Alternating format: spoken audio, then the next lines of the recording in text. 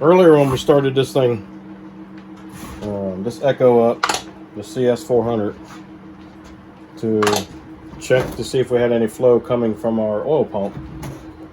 It was kind of not very snappy on the trigger, kind of bulgy. I did do a little tuning as much as I could with the limiters on it, and it got a little bit better, but it still isn't all that great.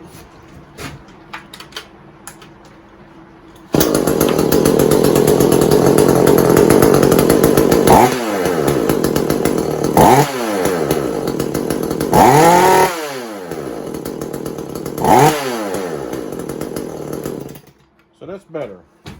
It's not bad, it's decent. It's a 40cc, right?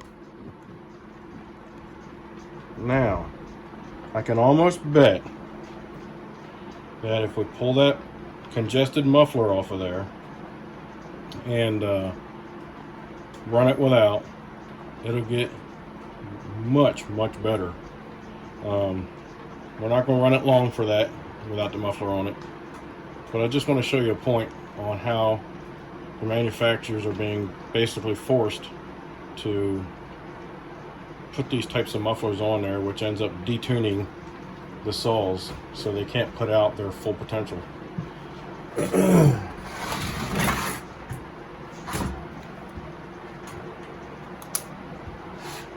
one of the things I'm going to do first is I'm going to pull the screen out, see what it looks like, which is probably going to be pretty clean because it does run pretty good. It does have good throttle response, but it ain't great.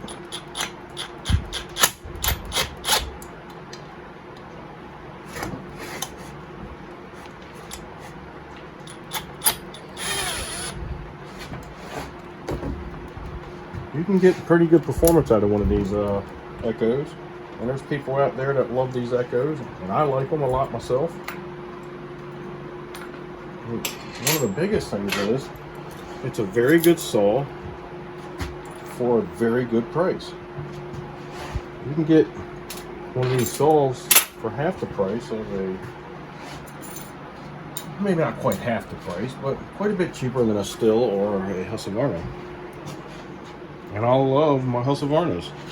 Stihls are okay. So one of the things that we can see here straight off the bat, it has this one large hole, which isn't very large. As you can see, my finger is easily able to cover it up. My pinky finger is easily able to cover it up. And then they put two little more smaller holes there. To help this thing breathe even better, we can open that up quite a bit. Right? So, let's see here.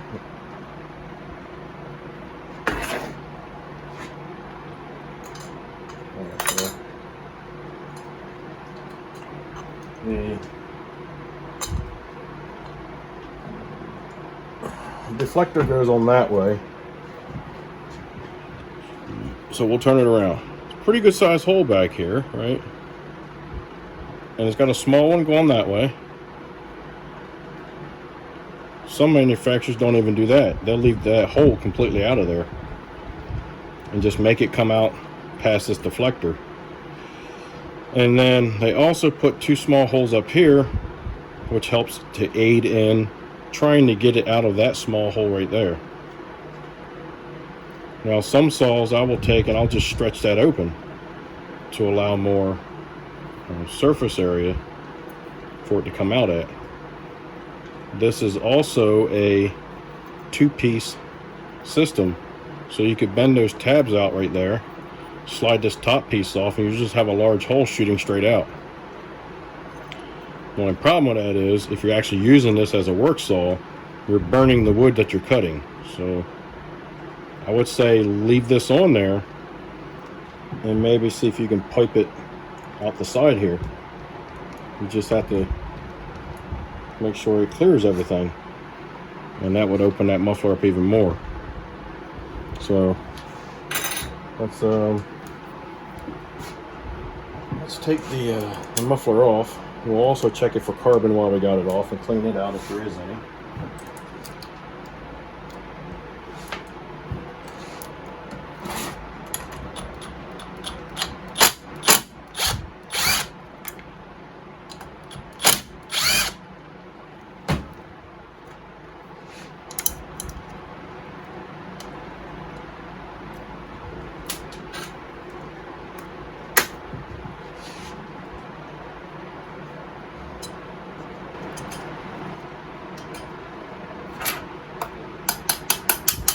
There we go. We're just sticking a little bit.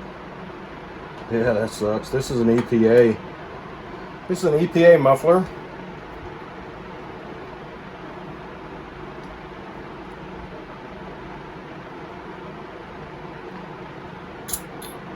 And this cylinder is a little different. See if I can get you in here closer.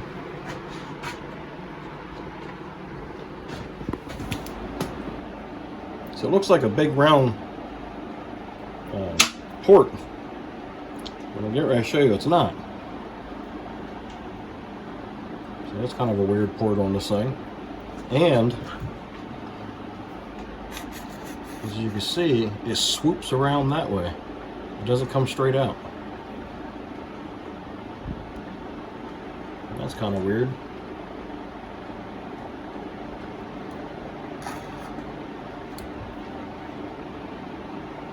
See if we can't get you in there tighter.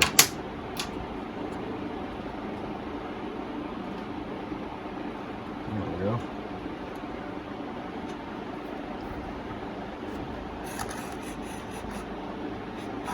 But there's not that much carbon in here.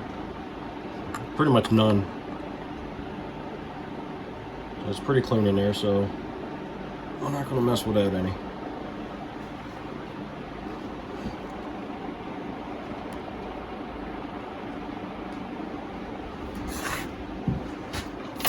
And then we got the muffler itself.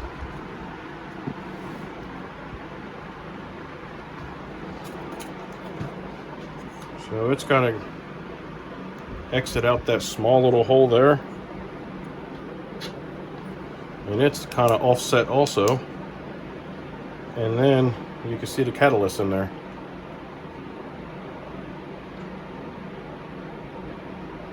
And it looks like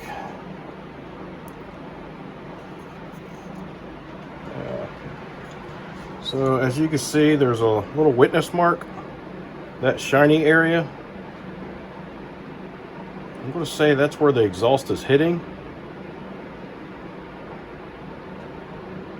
So it doesn't match up very well either. So if you could match that port on the muffler to the port on the saw, that would help out a lot also. But I've never seen that kind of, that's odd. I wonder why they did that.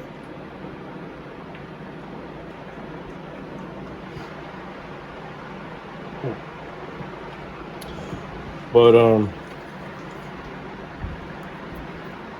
when you look in through this side, the best I can see is I think there's some holes in the inner baffle there that lead downward. There might be some that point upward also, and I'm pretty sure there is because there's a witness mark there where the heat is getting to it so bad it's burning it off, and then the heat's getting to it so bad on the front here it's burning it off. That's because of all the back pressure and all the heat buildup, and that heat's going to reduce the life of this saw, and the back pressure isn't helping any on performance. So if you were going to use this muffler somewhere in this area, I'd pipe it, whether it was like in the corner or off to the side. Either way you do it, you got to make sure that you it's not in the way of your brake handle. And then before I did that, I would grind my seam all the way around, separate the two halves, and get all that junk out of there. I would open this up a little bit further also and just make it a dual port. Just put a smaller pipe on this side. Doesn't need to be massive. It's a small cc saw. It's only 40 cc's, so doesn't need anything big. Those are some of the things that I would do to increase the performance on this saw and to increase the life of it. So we're going to do a quick fire up, and we should see a noticeable difference in throttle response. It's going to be pretty loud too. So I'm going to put my earplugs on. It's still raining a bit outside, so it's not like I can slip outside and do this. Alright, so here we go.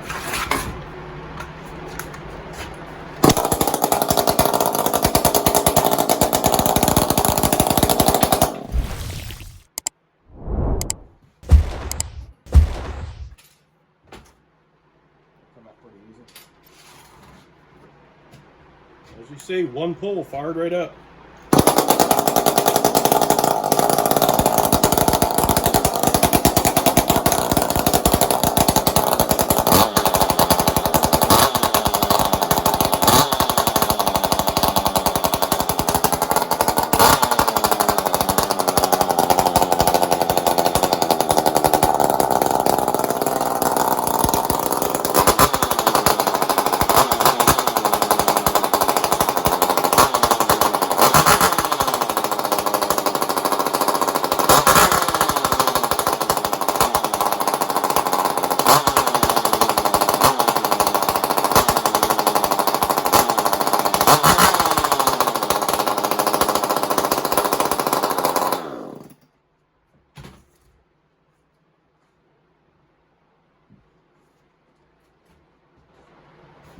Quite a bit more responsive. I'm sure there would be a power and torque increase if you were able to measure it. So it's just proof on how restricted these mufflers are. And it does not take much to gut one of these out. The hardest ones I've come across are steel, because steel gets extra special with their mufflers and they weld the guts in. Everybody else just compresses their guts in. And so typically you just grind down here. If you want it to look nice and not look like hacked up, just take and grind down here. I've got a video on this. I think I've done a couple videos on it, on how easy it is to do this and how it doesn't take very long to do it at all. Just grind until you see that little shadow mark starting to appear on your seam, and then you can peel that off real easy and separate the two halves. Dump all that stuff out of there. On some saws, and some brands, you might have to cut some stuff on the inside, but a lot of them, it'll just fall right out. Put the two halves back together. You don't have to do no more than that, but if you want to, put the two halves together and put a couple tack welds around it if you want. You don't need to. You might be able to sweat it together with some silver solder. I've not ever done anything. I just put the two halves together and everything's been perfect. Everything's been fine. There was no issues. Your two bolts that hold it all together are going to do a fine job at keeping it together. And if you wanted to, you could port the muffler somewhere, open up the one you already have, and your saw would run a whole lot better. I could tell I'd have to do a little tuning when I was running this one, but 99% of the time, you've always got to do a little tuning on the carburetor after doing that, so just keep that stuff in mind. The screen is clean on this one, so no issues there. There is no carbon buildup on the inside of here, so we're not going to have to do anything there.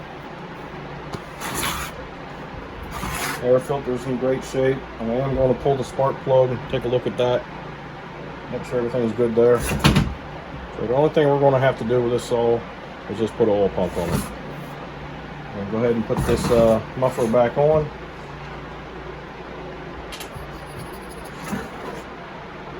And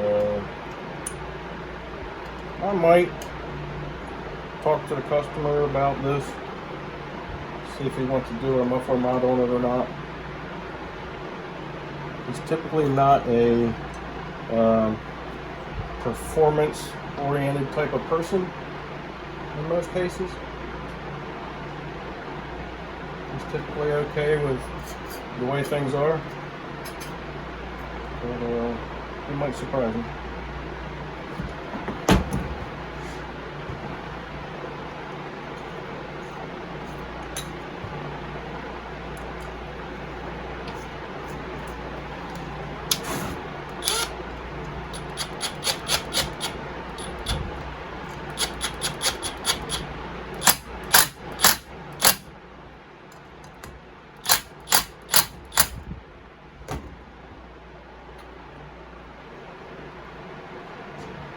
If the screen was plugged up any, just take a torch and burn it. Just get it nice and red. It'll burn all that carbon right off. And whatever's left over is light and flaky after that typically. You just take an air gun and just blow that off of there, and the rest of it will come clean. It's the easiest way to do it. I used to take and try to clean them with carb cleaner and wire brushes and stuff like that. I quit doing that mess. That was a waste of time. I just burn it off now. Do the same thing with spark plugs too. If you got a fouled spark plug when you're out in the bush or something, and you have a lighter with you, they can burn the carbon off. If for some reason you don't have an extra spark plug with you,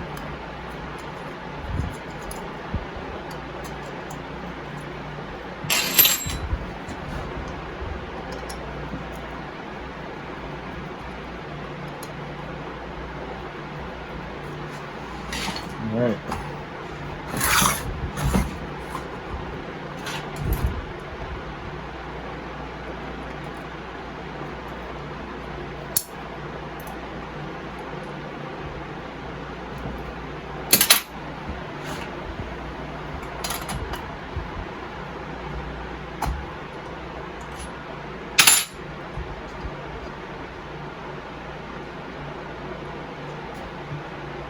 Spark plug looks pretty good. It's got a good color to it. So the carb is adjusted pretty good. Slightly on the lean side though, but I've taken care of that adjustment.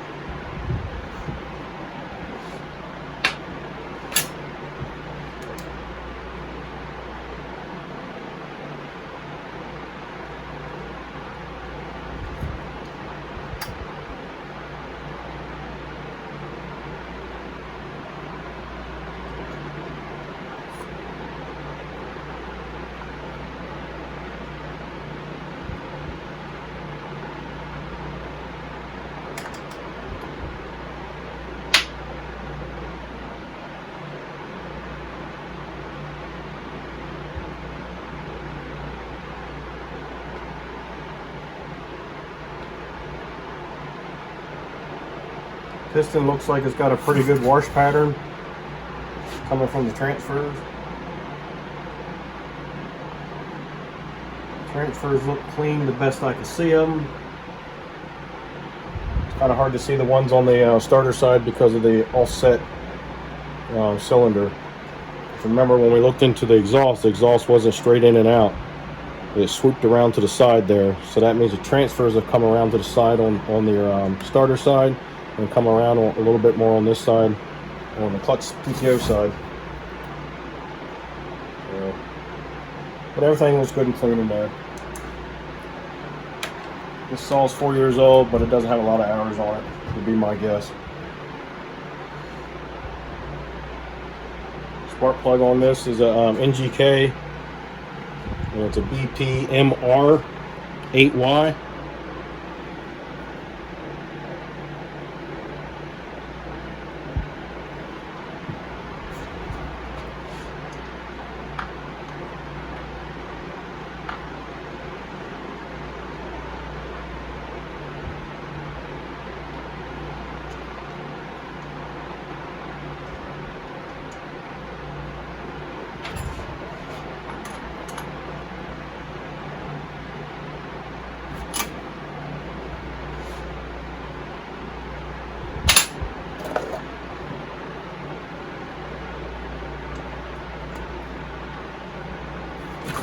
Alright.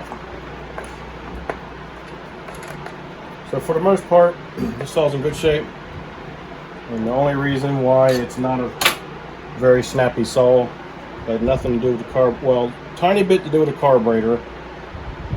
Nothing to do with the plugged up air filter. 99% of it had to do with the muffler, with it being an EPA muffler with all the catalysts and baffles on it. It just completely choked up, especially with all those little exit holes that it has to try to get out of. So